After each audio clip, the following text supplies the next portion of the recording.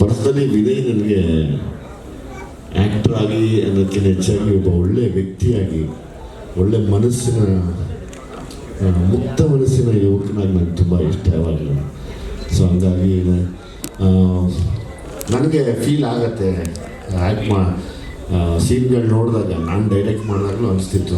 ಅಂದರೆ ತುಂಬ ಕ್ಲೋಸ್ ಸಂಬಂಧ ಇದ್ದಾಗ, ನಾವು ಒಬ್ಬ ಆಡಿಯೋನಾಗಿ ನೋಡಿದಾಗ, ಅವ್ರು ಬೈಸ್ಕೊಂಡಾಗ, ಇನ್ನೊಬ್ಬರು ಹೊಡೆದಾಗ ಅದು ಫೀಲ್ ಆಗತ್ತೆ ನಮಗೆ.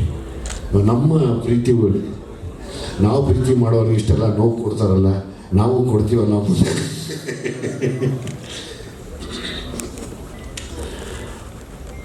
ಮೊದಲನೇದಾಗಿ ನಿರ್ಮಾಣ ಸಂಸ್ಥೆ ತ್ರಿಮೂರ್ತಿಗಳು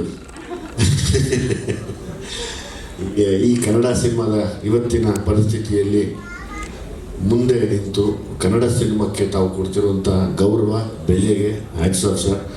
ಸಿನಿಮಾ ಮಾಡೋಕ್ಕೆ ಇವತ್ತು ಕಷ್ಟಪಡ್ತಾ ಇದ್ದಾರೆ ಎಲ್ಲರೂ.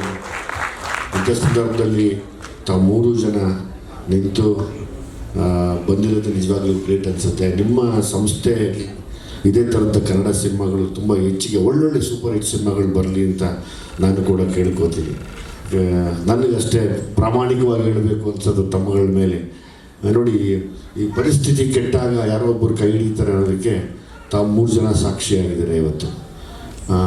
ನನಗದು ಖುಷಿ ಇದೆ. ಆಮೇಲೆ ಎಲ್ಲದಕ್ಕಿಂತ ಹೆಚ್ಚಾಗಿ ಹಳ್ಳಿ, ಗ್ರಾಮಾಯಣ ಆ ಸಬ್ಜೆಕ್ಟ್ಗಳನ್ನ ಆಯ್ಕೆ ಮಾಡ್ಕೊಳ್ಳೋದೇ ಕಷ್ಟ ಇವತ್ತು. ನಮ್ಗೆ ಎಷ್ಟೋ ಗೊತ್ತಿದ್ರು ನಾವು ಹಳ್ಳಿಯವರಲ್ಲ ಅಂತ ಹೇಳೋ ಕೆಲವರು ಇದ್ದಾರೆ, ಕೆಲವರು ನಮಗೆ ಈ ಹಳ್ಳಿನೇ ಗೊತ್ತಿಲ್ಲ ಅನ್ನೋರಿದ್ದಾರೆ. ಹಂಗೆ ಇಷ್ಟು ದೊಡ್ಡ ಸಂಸ್ಥೆಯವರಾದರೂ ಕೂಡ ಈ ಒಂದು ಗ್ರಾಮಾಯಣ ಅನ್ನೋ ಒಂದು ಕತೆಗೆ ತಾವು ನಿರ್ಮಾಣ ಮಾಡಿರೋದೇ ತುಂಬ ಹೆಮ್ಮೆಯ ವಿಷಯ ನಮಗದು. ಸೊ ಹಾಗಾಗಿ ತಮ್ಗೆ ಒಳ್ಳೇದಾಗಲಿ ಸರ್. ಇನ್ನು ನಿರ್ದೇಶಕರ ಬಗ್ಗೆ ಮಾತಾಡಬೇಕು ಅಂದರೆ ಎಲ್ಲದ ಅವನು ನನಗೆ ತುಂಬ ಹಳೆ ಸ್ನೇಹಿತ. ನಾನು ಚಿಕ್ಕ ಸೂರಿ ಅಂತ ಇದ್ದೆ. ಸ್ವಲ್ಪ ಸೂರಿಗೆ ಡೂಪ್ಲಿಕೇಟ್ ಡಬಲ್ ಸೂರಿ ಥರ ಇದ್ದಾರೆ ನೋಡಿ, ಈ ಕಡೆ ಪಾಪ.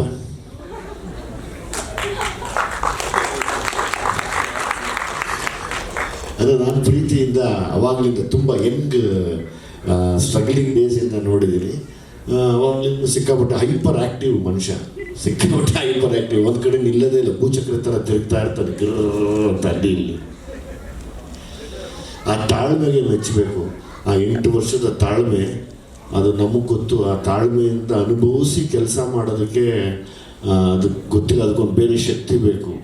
ಹಾಗಾಗಿ ಒಂದು ಒಳ್ಳೆಯ ವಿಷಯನ ಆಯ್ಕೆ ಮಾಡಿಕೊಂಡು ಇಷ್ಟು ತಾಳ್ಮೆಯಿಂದ ನಿಂತು ಒಂದು ಇಷ್ಟು ದೊಡ್ಡ ಸಂಸ್ಥೆಯಲ್ಲಿ ಸಿನಿಮಾನ ರಿಲೀಸ್ ಮಾಡ್ತಿರೋದೇ ತುಂಬ ಹೆಮ್ಮೆಯ ವಿಷಯ. ಅಂದರೆ ಕಷ್ಟಪಡೋರ ಹಿಂದೆ ಯಾವಾಗಲೂ ಒಂದು ದೊಡ್ಡ ಯಶಸ್ಸು ಇರುತ್ತೆ ಅನ್ನೋಕ್ಕೆ ಒಂದು ಕಾರಣ.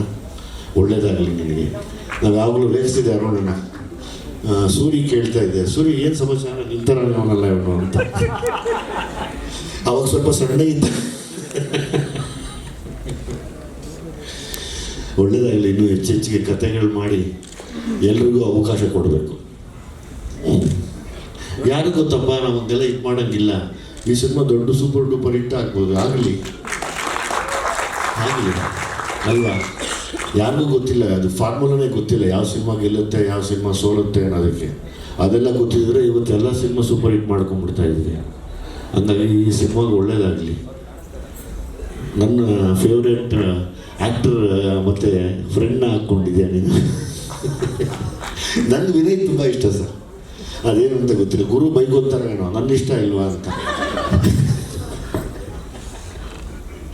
ವಿನಯ್, ಗುರು ನೀವು ತುಂಬ ಇಷ್ಟ, ವಿನಯ್ ತುಂಬ ಇಷ್ಟ.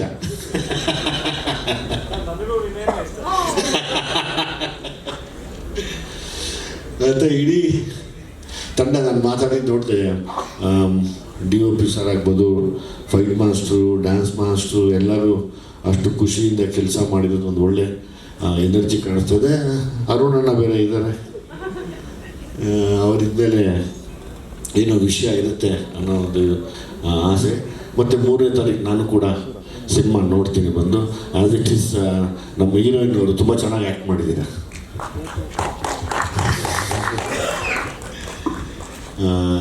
ಇಡೀ ತಂಡಕ್ಕೆ ಒಳ್ಳೆಯದಾಗಲಿ. ಮತ್ತೊಂದು ಸತಿ ಮತ್ತೆ ಅನ್ನದಾತರು, ನಿರ್ಮಾಪಕರು, ಮತ್ತಷ್ಟು ಕನ್ನಡ ಸಿನಿಮಾಗಳು, ಒಳ್ಳೊಳ್ಳೆ ಸಿನಿಮಾಗಳನ್ನ ಮಾಡಿ ಕಲಾವಿದರನ್ನು ಕಾಪಾಡಿ ಅಂತ ಕೇಳ್ಕೊತೀನಿ.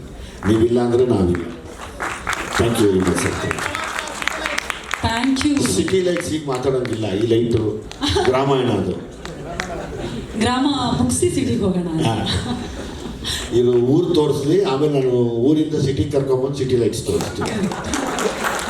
ವಿಜಯ್ ಸರ್ ದಯವಿಟ್ಟು ಇಲ್ಲೇ ಇರಬೇಕು. ಇದೀಗ ಲಹರಿ ಸಂಸ್ಥೆಯ ಪರವಾಗಿ ಒಂದು ಗಿಫ್ಟ್ ಹ್ಯಾಂಪರನ್ನು ನೀಡಿ ವಿಜಯ್ ಸರ್ ಅವ್ರನ್ನ ಗೌರವಿಸಬೇಕು ಅಂತ ವಿನಂತಿಸ್ತಾ ಇದ್ದೀನಿ. ದಯವಿಟ್ಟು ಬರಬೇಕು ಪ್ಲೀಸ್ ಸರ್. ಫಿಸಿಕೆ ತುಂಬ ಇಷ್ಟ ಸರ್.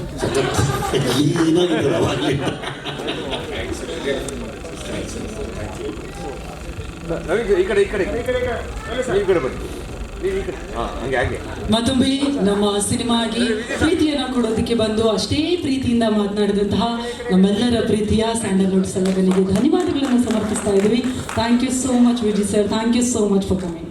Thank you.